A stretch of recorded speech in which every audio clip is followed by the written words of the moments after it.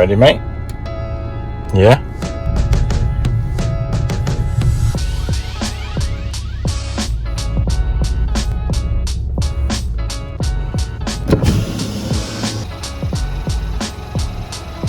Hello? Hi, welcome to Taco Hill. Hi, can I have an Americano? Anything else? No, that's it, thanks. Have a walk with you. Good boy.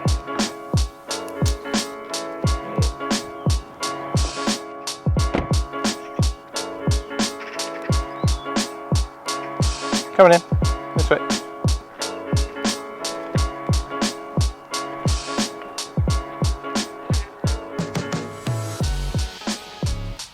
Oh. Good morning, guys. Welcome back to another video. And would you believe it or not, it's been 8 months since I've posted something. And if you don't know why that's been, it's because I've been really tired. Because Sean and I have become parents again. Arthur's become a big brother.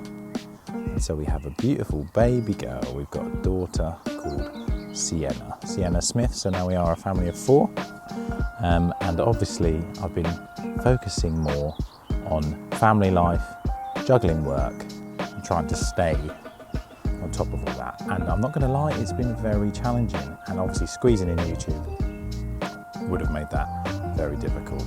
But I wanted to check in with you guys, let you know that I am doing okay for the most part. And yeah, I want to start doing these videos again. So we're back here, back outside to where it all began, where I used to do my vlogs. And would you believe I've nearly been doing this for 2 years? 2 years. Oh. And I want to touch on a video about mental health because I haven't done that in a while. Because in the last 8 months, the situation and family life has been testing my mental awareness and testing my ability to manage my stress levels and all those sort of things. So we're out here, and welcome to episode 19 or something like that about mental health. Just a side note, a lot of you have commented on the sound quality of my videos, so I invested a bit of money into a wireless microphone. So if you're wondering what that is, that's a wireless microphone that I've clipped onto myself, and it's got a little fluffy thing to protect the wind. But we'll see how it goes. I've checked some of the sound levels, so hopefully it's all good. But simply finding time to record these videos has been just very challenging because Arthur's up super early. He goes to bed about 8 or 9, and then by that point I'm exhausted. Sienna's sleeping very well now. Arthur's sleeping very well now. But what I've had to do today is carve out some time for myself. So it is before 7 AM at the moment, and I've taken Wilbur out, grabbed a coffee, got my gear, and I'm just going to get this done because that is a habit of a highly effective person, which is something that I want to talk about today. So if you're wondering why I look slightly dishevelled more than normal, it's because I've simply rolled out of bed. And this is Morning Ross, and that's what you're going to get today. But having 2 kids, having 1 kid, having children in general is very challenging. And so I was finding that I was having less and less time to do the things that I want. My happiness hours that I talk about are very important. You need to be able to carve out time out of the day just for self-indulgent things for yourself to allow you to de-stress. And it wasn't happening. So for weeks on end, I was juggling family life, juggling work, working more hours than I should. I'd put Arthur to bed, and then we'd put Sienna to bed, and then I'd go back to the desk and do more work. And that's a downside, I suppose, from working from home, is that you're always working. And of course, the problem with that is that when you find less and less time to do things you want, the stress container builds up, and eventually you're going to overflow, you're going to brim. I've made this analogy before, and that's what happened with me. I wasn't managing my stress levels, I was working too much, and the addition of another child basically had topped up my stress container. So the current stress levels were more than they used to be, and I wasn't used to it, so I had to find a new rhythm, had to find a new harmony within the family. Me and Sean needed to manage our stress and the children. I wasn't keeping on top of how I felt. You know, listen to your body, listen to how you feel. And so I got very, very stressed with work. And it wasn't, in fact, all of work's fault. It was the fact that everything from morning till night was getting challenging. So I'd wake up and do shift 1, that's getting the kids out to school or nursery, and then I'd do my work, so that's shift 2, and then obviously when you finish work you've got to go home and do shift 3. So the 3 shifts a day, it's, you know, I'm not complaining, it's what a lot of us do. But because I was getting very stressed, I took a moment to analyse what was going on and actually referred back to my mental health first aid course that I did. And it brought my attention to something that I learned on the course, which is the circle of concern, influence and control, which was something you might be familiar with, which is detailed in the book 7 Habits of Effective People by Stephen Covey, I don't know. So it's about recognising what you can control and accepting what you just can't control. And I'll throw up a picture of this circle of concern and a smaller one of influence and a smaller one of control. And all your worries and concerns and stresses in life can be compartmentalised in this diagram. I'll try and throw it up somewhere next to me perhaps. And really, you want to focus your efforts in the middle circle where you can control things.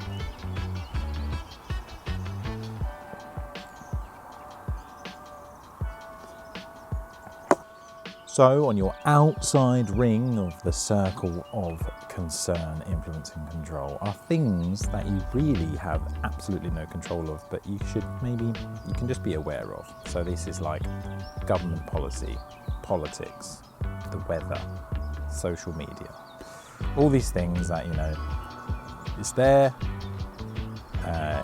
you can be concerned about, but do not focus your efforts because you cannot control them. So the whole thing here is you can't even influence these things. You can't control them, so just accept that you can't. And it's very difficult to do that sometimes because little stresses, like say what's going on in the news or something that might have happened on social media, can maybe, you know, trigger you a bit, set you off, but it's trying to accept that, so what? You know, at the end of the day, it will, c'est la vie, it will be, what is it? Que sera. Whatever will be. And by just sheer fluke, a prime example of this is that it is raining. So I didn't plan this very well, but it's happened. There's literally not much I can do about that now. So we are here, it is raining, I'm going to continue and it's raining. In the past I'd be like, for f***'s sake, it's raining. Do you know what? It's happened, it's the weather, you know, I could have maybe planned better, but don't let it annoy me as much as it normally did, because that is another stress that goes into your stress container. Now on the slightly smaller circle within your circles is the circle of influence, which is things like my productivity, my thoughts, my relationships with others, and things like my actions. These things you can influence because they are impacted directly by your actions, right? So your relationships you are part of. So if you have an issue with your friends, your wife, your family, your child, your wife, your colleague may be doing something that really irritates you or you know, causing you stress, but you can influence that. You know, it may be that you're the problem here. So, you know, this is where some of your concerns and should lie, because you have a direct influence on that. And in the past, you know, it's very easy to say, oh, this person's doing that. Or even, you know, say if you're in a bit of traffic and someone's driving like a cock in front of you, you know, you can actually, you know, you shouldn't be too concerned about that, because you can just drive a bit slowly or go a different way. So you can actually directly influence that, unlike social media and politics where you don't really have a direct influence. So This is where your focus begins to hone in. And in this middle circle of influence, you can have an impact greatly on things like productivity, because the way you act and interact with other people can greatly impact upon your stresses and what you're receiving. So if you focus on improving relationships or improving efficiencies in your processes that you do, you can receive a lot back. So this is where productivity can come into things. And then so that takes us to the very center of the circles of concern, influence and control, and we're down to the circle of control. And now this is things like that you have immediate control over because it's related to you. So that is what you eat, what you read, when you go to sleep, your immediate actions, things that you have direct control of. And this is something that you should spend most of your time dealing with concerns within this circle and the influence circle, because of course you have a direct influence on. And so for me, where a lot of my stresses lie were tiredness, being tired, and that comes part and parcel of being a parent for the most part. But I was tired because I wasn't going to sleep early enough. So we'd put the kids to bed about 8 or 9, but then I wasn't going to bed myself, where I should have. I was staying up watching something on TV or doing extra work, when that's daft really, because one of the rules of thumb of parenting, especially in the early phases, is sleep when your children sleep, because it can be unpredictable, especially if they're waking up teething or in the night. Oh shit, Wilbur's running away. Wait a minute, Will. Wait a minute, Will. So of course I could directly influence this world of stress by just simply focusing on one of the things in the circle of control, and that was for me going to bed earlier, or at least going to sleep earlier. And of course, when you get a bit more sleep, the vicious circle of being tired the next day, running late the next day, all those things that come from not having a decent night's sleep, you break that circle. And when you do, it's very, very helpful. So this is where my stemmed a lot of problems were coming from, was I wasn't going to sleep early enough. I was trying to be too productive, which is daft, right? So yeah, sometimes just turn off your phone and turn off your laptop and actually go to sleep an hour or so earlier, and that will do you the wonders of good, because the next day you can feel rejuvenated and actually awake, alive and ready to do more things, tackle the stresses. I mean, sleep directly affects the size of your stress container. So when you've had a good sleep, you've got more room for stresses. So that is a twofold effect.